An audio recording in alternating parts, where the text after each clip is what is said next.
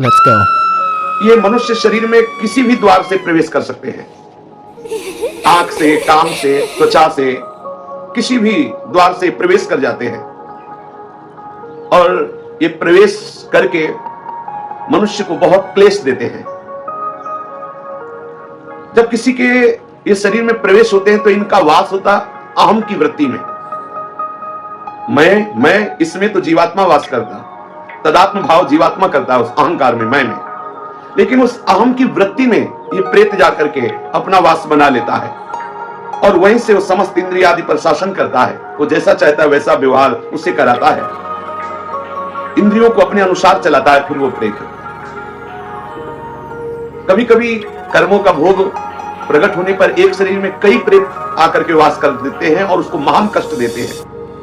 पर यह है कि भूत प्रेत सबको नहीं सताते। ये स्वतंत्र नहीं कि जिसको बनाया उसके ऊपर चढ़ गए, उसे क्लेश देने लगे। ये मल द्वार से, मूत्र द्वार से, नेत्र द्वार से, ध्यानेंद्रिय के द्वार से, श्रवणेंद्रिय के द्वार से, त्वगेंद्रिय से ये प्रवेश कर जाते हैं। अहम वृत्ति में जाकर के इंद्रियों पर शासन करते, नाना प्रकार के क्लेश उस शरीर को देते हैं। लेकिन ये हर एक शरीर में प्रवेश नहीं हो सकते, इनके ऊपर शासन है, मनमानी नहीं कर सकते। भगवान भूतेश्वर के शासन में संपूर्ण सृष्टि के भूत रहते हैं।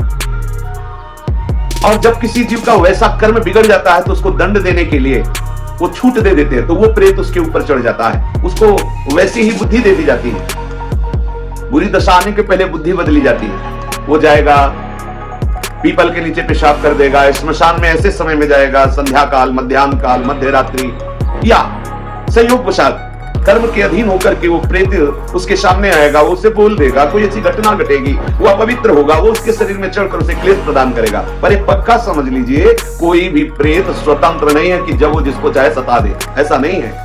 आपका जब कर्म बिगड़ेगा, आप अपवित्र होंगे और ऊपर से भूतेश्वर का इशारा होगा, तब वो भूत आकर के आपको दंड देगा। ऐसे स्वतंत्र योनि नहीं तो फिर क्या है, जब जिसको चाहे वो परेशान करे, किसी के शरीर में जाकर के खूब खाए पिए, और तो बड़े आनंद का विषय, फिर उसको दंड का। भूत योनि में जो जीव जाता है जलता रहता है। यद्यपि इतने समुद्र नदी आदि हैं, वो जल नहीं पी सकता, कितने वृक्षों में फल नहीं खा सकता, कितना भोजन दुकानों में है वो एक चख नहीं सकता, खा नहीं सकता, वो भूखा प्यासा चिल्लाता रहता है। जब कोई ऐसा पापात्मा, मलिन, अपवित्र शरीरधारी और ईश्वर का इशारा होता है, उसके कर्म बिगड़े हुए जो सामने शरीरधारी आया, तो इशारे पर फिर उसके शरीर में पहुंचता है, फिर उसको जो जल आदि मिलता है उसे उत्तप्त होता है। मनुष्य का कोई बुरा कर्म का जो भोग आता है तभी इनका संयोग होता है। भूत प्रेत उसमें तभी प्रविष्ट हो सकते हैं। ऐसा नहीं है कि मनमानी किसी को भी वो सतावे, किसी को भी वो दंड दे। कर्मों का भोग जब तक बना रहता है तब तक उनके शरीर में रहते हैं। जहां कर्म भोग समाप्त हुआ, कोई ना कोई निमित्त बनेगा, उसको भागना पड़ेगा। ऐसा नहीं कि किसी शरीर में वो बहुत काल तक बराबर रह सके। यदि रह रहा है तो कोई ना कोई कर्म भोग उसका है जो उसको निपटा रहा है। भूत प्रेत कभी कभी संत महात्माओं के सामने भी देखे गए हैं। ये भूत प्रेतों का कर्म समाप्त होने का समय आता है, उनकी योनि समाप्त होने का समय आता है, तब वो संतों के समीप जाते हैं। जो भजनानंदी भगवत प्राप्त महात्मा या भगवत प्राप्ति की प्रबल लालसा वाले संत जन है, इनके दर्शन से, इनके संभाषण से, उनके सानिध्य में आने से उसके सारे कर्म जो प्रेत योनि बनाने के हेतु हुए थे वो सब नष्ट हो जाते हैं और वो मुक्त हो जाता है प्रेत योनि से। इसीलिए संतों के सामने जाते हैं। ऐसी अशुभ योनियां तुम्हें कभी सताए ना, इसके लिए बहुत सुंदर उपाय है।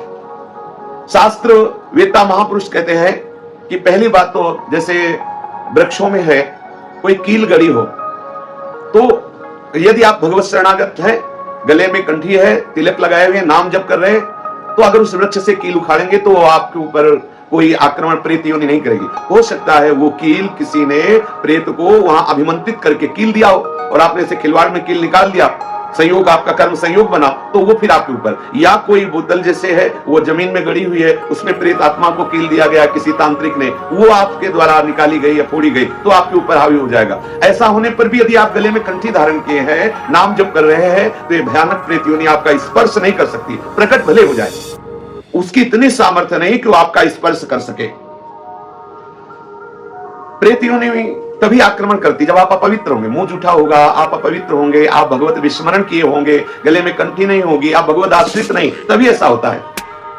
एक प्रातःकालीन मेला पर घूमने गए थे तो एक भयानक प्रेत प्रकट हुआ, तो घबरा गए, गिर गए, प्रेत ने उनका स्पर्श नहीं किया, थोड़ी देर खड़ा रहा, वो उनसे कुछ बोले नहीं और चल पड़े। प्रेत ने रोका भी नहीं, क्योंकि उनके गले में वो आकर के फिर संतों से मिले, बातचीत की कैसा है, तो वो कोई भय प्रदान नहीं किया, अपने आप भय करके गिर गए। उसने स्पर्श भी नहीं किया, उसकी हिम्मत भी नहीं थी बोल दे। उन संतों ने बताया कि गले में तुम कंठी पहने थे, कुछ नियम भजन का करते थे, इसलिए किसी की ताकत नहीं कि तुम्हें छू सके। भगवान नाम में, भजन में बड़ी सामर्थ्य है।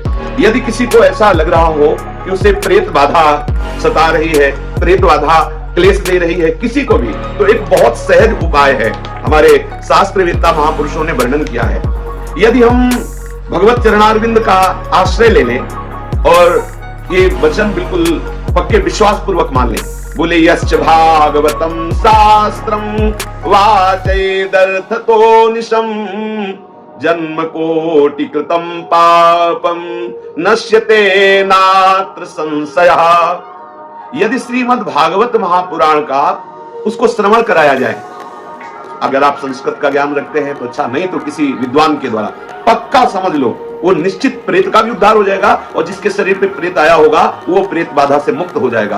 करोड़ों जन्मों के पापों का नाश ये वाङ्मय स्वरूप श्री कृष्ण का है। यश्च भागवतम शास्त्रम वाचेदर्थतो निशम जन्म कोटि कृतम पापम नश्यते नात्र संशया। अर्थ सहित श्रीमद् भागवत का श्रवण या कथन करने से करोड़ों जन्मों के पाप नष्ट हो जाते हैं और निश्चित उस प्रेत का भी उद्धार हो जाएगा और जिसके ऊपर प्रेत आया है वो भी प्रेत बाधा से मुक्त हो जाएगा।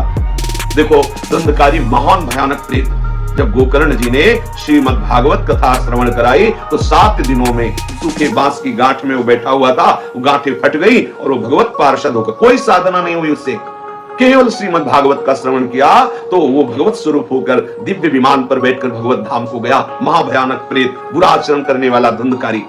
तो श्लोकार्धम श्लोक पादम वा पठेत भागवतम चयः नित्यम पुण्यमवाप्नोति राजसूयाश्वमेधयोः। जो पुरुष एक श्लोक याद कर ले भागवत का, मानो संस्कृत का ज्ञान नहीं है, तो एक श्लोक, कृष्णाय वासुदेवाय हरये परमात्मने प्रणत क्लेशनाशाय गोविंदाय नमो नमः। आधा श्लोक इतना ही बोल दे, कृष्णाय वासुदेवाय हरये परमात्मने। सामने आपके चाहे जितना भयानक प्रेत हो टिकेगा नहीं। श्री कृष्ण का वाङ्मय स्वरूप, महामंत्र स्वरूप श्रीमद् भागवत है। एक श्लोक, आधा श्लोक यदि आप उच्चारण करते हैं तो राजसूय अश्वमेध आदि यज्ञों का फल स्वाभाविक आपको प्राप्त हो जाता है। कोई भय आपके सामने टिक नहीं सकता, कोई बंधन आपको बांध नहीं सकता। आप उच्चारण करके तो देखिए, आप रट करके तो देखिए। बोले उक्तम भागवतम नित्यम कृतम च हरिचिंतनम तुलसी पोषणम चैव धेनु नाम सेवनम समम। ये महामहिमा में उपाय है। जो श्रीमद् भागवत के श्लोक का, श्री ठाकुर जी की सेवा, उनका चिंतन, श्री प्रिया प्रीतम की सेवा, राधा नाम की सेवा, ठाकुर सेवा, शालीग्राम सेवा, इनका चिंतन, या तुलसी जी का सिंचन, तुलसी जी की आरती, तुलसी जी की सेवा, गौ माता की सेवा, ये जो करता है तो कभी उसे कोई बाधा परास्त नहीं कर सकती। प्रेत आदि तो स्पर्श ही नहीं कर सकते। जो ठाकुर सेवा करते हैं, गले में तुलसी धारण करते हैं, श्रीमद् भागवत का श्लोक याद किए हुए हैं और जो हरि चिंतन करते हैं, गौ को ग्रास देते हैं, चारा देते हैं, सेवा कर, ऐसे पुरुषों को प्रेत छू नहीं सकते। हाँ, अपना उद्धार कराने के लिए सामने प्रकट हो सकते हैं। बोले अंत काले तुये नैव श्रूयते सुख शास्त्रवाक् प्रीत्या तस्यैव वैकुंठम गोविंदो विप्रयच्छति। यदि किसी का शरीर पूरा हो रहा हो और आप उसको भागवत के श्लोक सुना दे, वो सीधे प्रभु के धाम को जाएगा। बड़ी महिमा है। गोपाल सहस्त्र नाम, विष्णु सहस्त्र नाम, हनुमान चालीसा, श्रीमद् भागवत के श्लोक, भगवान नाम कीर्तन, ये महामहिमा में साधन है। कोई भी भूत प्रेत पिशाच ब्रह्म राक्षस ये आपका स्पर्श नहीं कर सकते। यदि तुलसी धारण किए हो, गोपाल सहस्त्र नाम